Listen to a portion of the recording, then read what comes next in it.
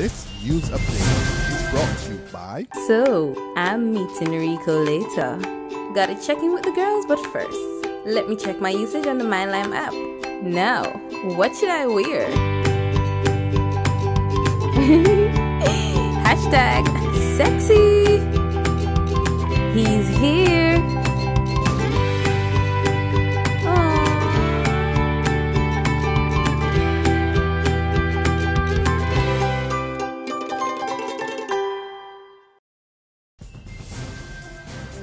It's Thursday, March the 19th, 2015, and this is your Barbados Today morning news update. I'm Emmanuel Joseph. Good morning. We begin with news that the Acting Commissioner of Police is promising that no stone will be left unturned in getting to the bottom of the fatal police shooting of a man at Dash Gap Bank Hall, St. Michael last Sunday. Acting Commissioner Tyrone Griffith told Barbados Today that the Royal Barbados Police Force had no intention of making any decisions on its own regarding the fate of the officer who pulled the trigger, but would be referring the case to the Director of Public Prosecutions and/or the coroner for guidance.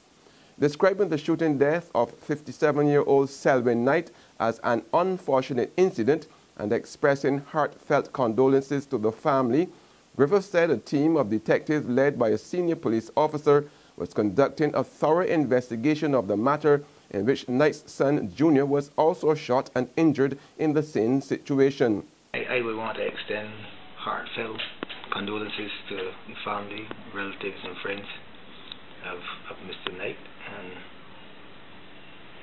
for what I must describe as the most unfortunate incident. Wish them well in the circumstances. And what immediate steps have been taken to ensure that justice is done in this case? A team of detectives led by a very senior officer is conducting investigations into the matter, and at this stage I cannot go into any details, as the investigation is very fluid, and we would need to get all the facts and circumstances before we give any details. What happened to the officer in the meantime? The officer is, he was receiving counseling as well as assigned to desk duties in the short term. Acting Commissioner Griffith also said the deadly shooting incident was having a painful impact on the force. He said the officer involved was currently receiving counseling and had been assigned to desk duties, at least for the time being. Two of this island's top law enforcement officials, meanwhile, say they are not prepared to bury their heads in sand. In fact, Attorney General Adriel Brathwaite is admitting that visitor harassment and drugs trafficking are twin evils plaguing at least two of the island's most popular beaches, while Acting Police Commissioner Tyrone Griffith is assuring that the problems are well in hand. This follows a guided tour afforded by a senior law enforcement official to a Barbados Today team of Browns Beach, St. Michael at the weekend. While pointing out major trouble spots for him and his colleagues, the officer reported that the area had become a big market where drug barons and their agents ply their deadly trade both on and offshore on the beach as well as on boats and yachts. Asked to comment on the Browns Beach report, the Attorney General readily admitted it's a major challenge. It's an issue. I've received not only comments from Browns Beach and along that corridor, because that's also part of the issue that I believe that is a challenge going on with the guys at the boatyard, because I know that they have been complaining vociferously over the last couple of years. Again, I'm not going to get involved in the right and wrong about that, because then this whole issue of race, etc., will come out. That's not my role. Crane Beach, for example, over the last couple of years, last couple of months, I've had some serious challenges, and from time to time the management will call me and say, look, we need help. Our guests are afraid to go down to the beach. So it is an issue that we need to address. There's regional and international news after this short break. Secure your future, be financial.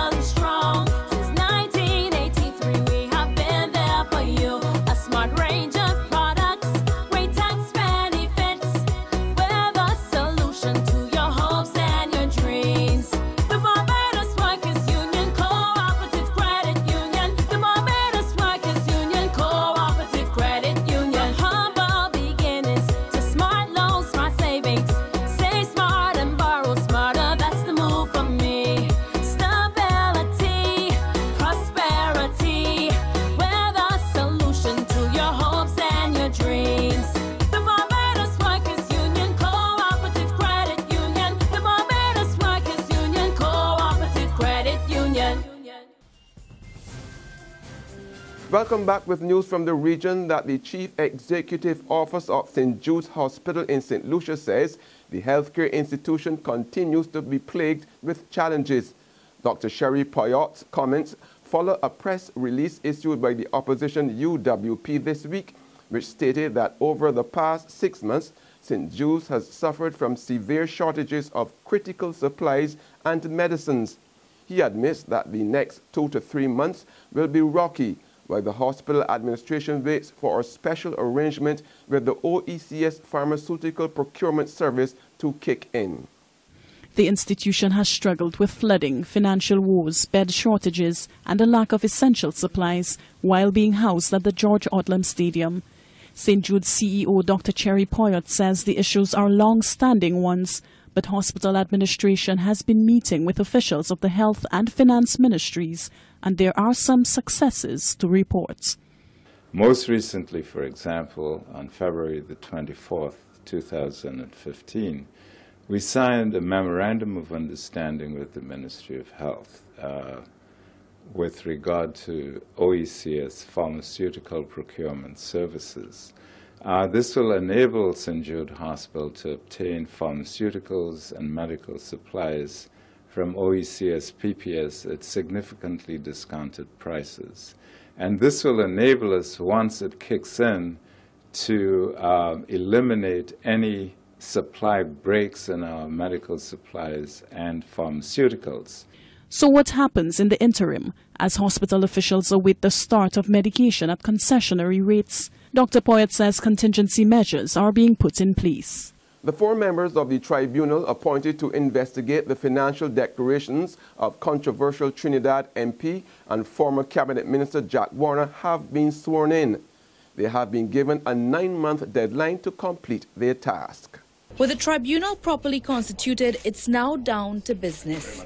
Members will conduct inquiries and verify the contents of Mr. Warner's declarations to the Integrity Commission for the period 2006 to 2011.